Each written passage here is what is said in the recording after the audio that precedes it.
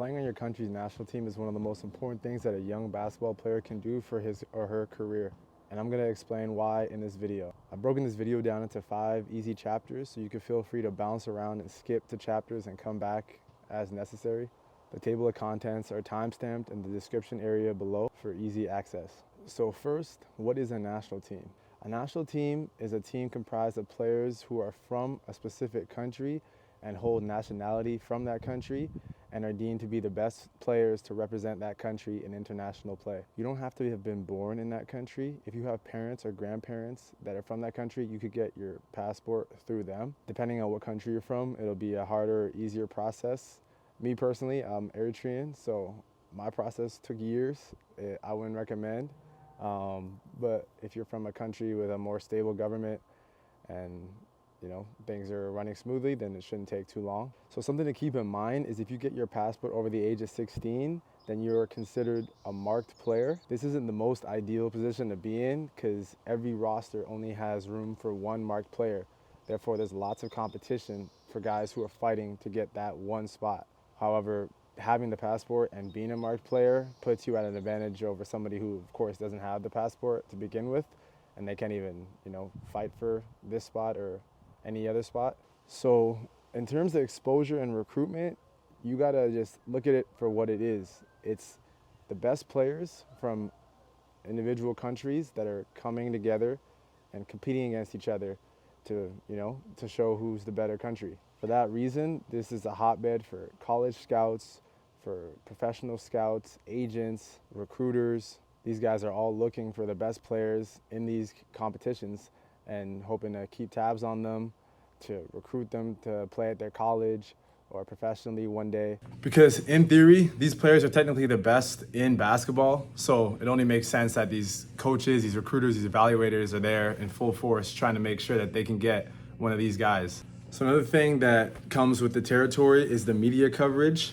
You're gonna get, of course, videos, so you're gonna get the games being streamed online through YouTube, through different websites. There's gonna be articles, right? And these are gonna help to boost your profile as a basketball player. It's almost like worldwide AAU, if you really think about it.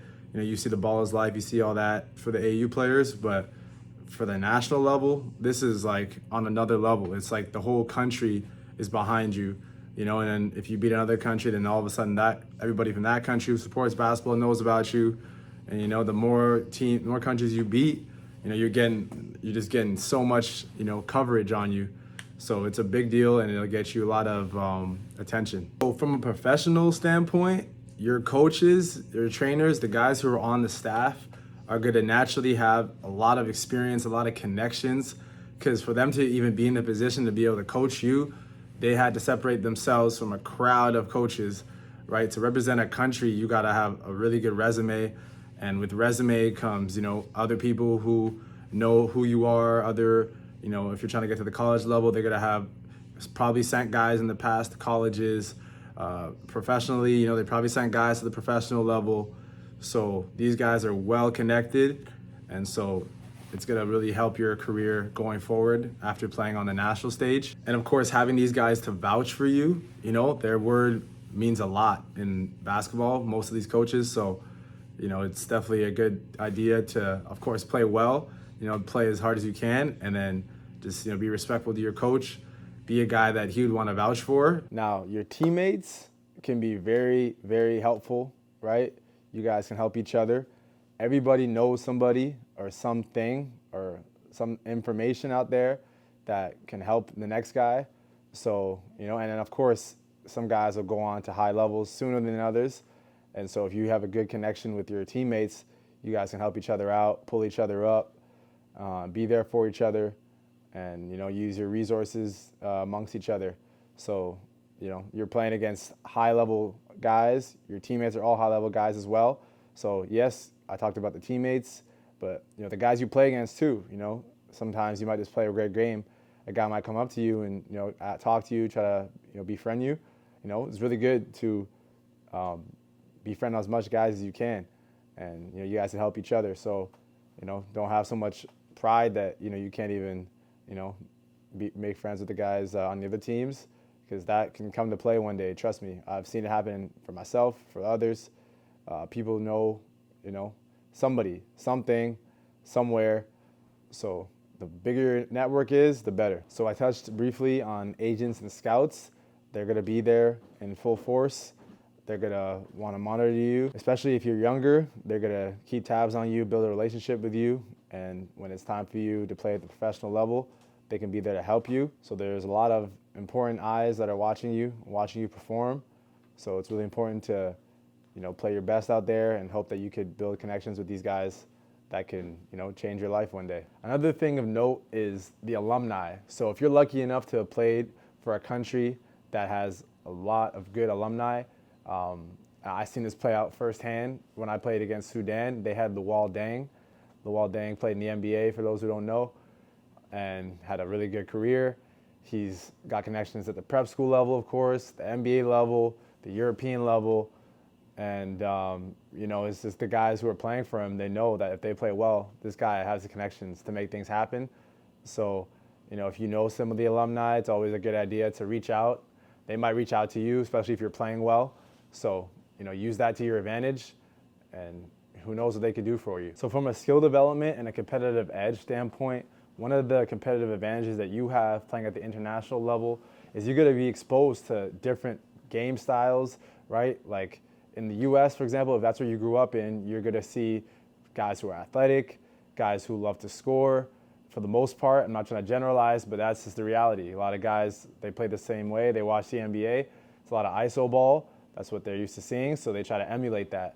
But in a place like Spain, for example, these guys are very skilled. They depend on their fundamentals. They're not the most athletic guys, so they got to get their edge through their fundamentals, through the skill. A country like Nigeria, super athletic guys, freak athletes, kind of similar to the NBA, except they're not as skilled. So, it's just really good that you're getting a taste of different game styles, and you get to adapt and kind of see what you thrive against, what you struggle against, and you can adapt your training to, suit your weaknesses and your strengths. Now, I touched on this a little bit, but I want to kind of elaborate. With the coaching, you are getting elite level coaching. If you play, especially for a top, let's say 50 country, that coach has had to fight to get that job. It's not easy, so do not take that for granted. These guys are battle tested, they got experience. They can teach you things that, your local high school coach or prep school coach, even wherever you play at, is not just going to know these answers to whatever questions you got, or he won't know how to develop you the way that you should be developing your game. So, don't take that for granted. It's a blessing, and these coaches can really, help propel your career. Now, last but not least, man, don't forget to have fun out there. This is a blessing. You get to experience your culture, especially if you grow up away from your country.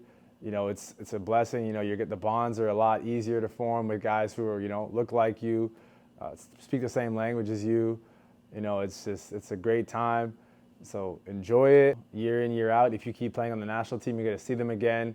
And, you guys are going to war for your country, basically. And that's just, if you guys could win it all for your country, that's a great feeling. So if you guys have any more questions in regards to what I just spoke about with the national team stuff, comment below, and I'll be glad to, go deeper into a subject. I kind of touched on a lot of little things, but I could focus on certain points of this video and make a individual video on just that topic. So let me know.